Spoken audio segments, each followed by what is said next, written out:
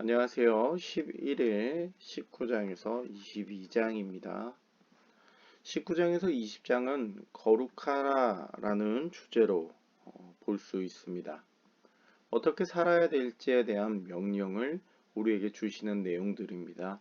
그래서 크게 주제를 만들 수 있지 무슨 구조화하기에는 여러 가지 다양한 명령들이 나옵니다. 하나하나 읽어보시는 것이 이번 기회에 좀 읽어보시는 것이 좋을 것 같습니다. 나는 너희의 하나님 여호와니라. 이 거룩하라 라는 여러 가지 명령들이 끝날 때 하나님께서는 계속해서 나는 너희의 하나님 여호와이니라 라는 것을 강조하신다는 것이죠. 우리가 어떠한 행동을 함에 있어서 저는 이것이 이 행동을 함에 있어서 우리가 하나님이 하나님 되시기에 그 하나님을 모시는 자이기에 그렇게 살아야 된다라는 것으로 읽혀집니다.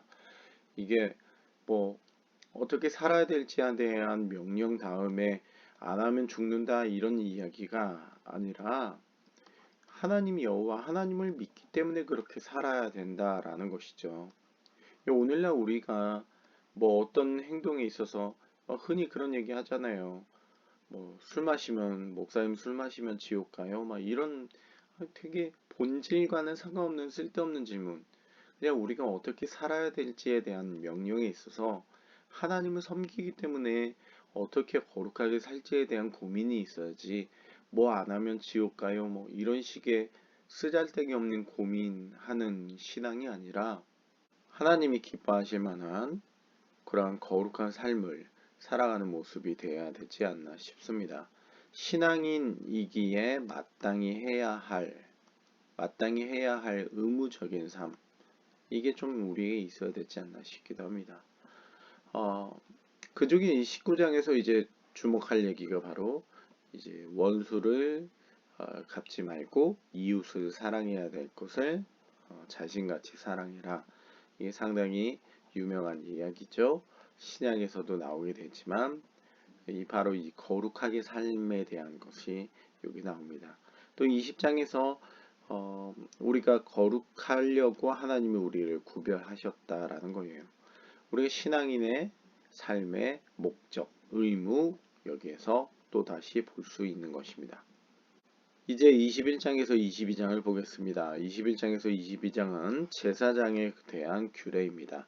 앞서 19장에서 20장이 일반인에 대한 것을 이야기했다면 이제 21장에서 22장은 일반인과 여기서 뭐 제사장도 포함되겠죠.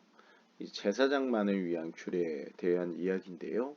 상과 결혼, 수행과 장애, 성물, 또 제사용 동물의 장애에 대한 것들을 다루며 이것들을 어떻게 먹어야 될지, 대해야 될지 등을 다루고 있습니다.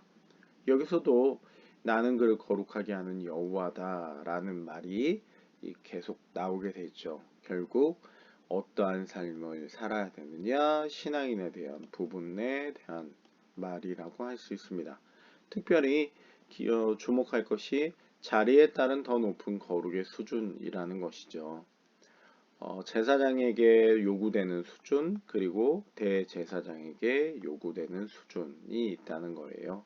뭐 꼭 그렇게 볼 수는 없겠지만 오늘날 목회자가 어떻게 살아야 될지에 대한 고민이 더 나오지 않을까 싶습니다. 목회자는 아무래도 이끌고 가야 되는 리더의 자리에 있기 때문에 더 바른 모습으로 있어야 될 것이고 담임 목사는 더 그래야 될 거라는 우리가 고민해 봐야 되고 참 많은 목사님들이 고민해야 될 부분이 아닐까 싶습니다. 이 모든 제사장에 대한 규례의 마지막은 결국 이것이죠. 하나님께서 우리를 구원하셨기 때문에 우리는 거룩한 삶을 살아야 한다라는 것입니다. 자, 19장에서 22장까지의 말씀들을 쭉 읽어보시면서 하나님이 우리에게 원하시는 거룩의 모습이 무엇인지 생각해 보시고 그것이 안 지키면 지옥 가요가 아니라 하나님이시기에 우리의 하나님이시기에 우리가 신자로서 어떻게 살아야겠다라는 의무임을 잊지 말고 그렇게 말씀을 보시며 나아가시는 모습이 되시기를 권면드립니다. 감사합니다.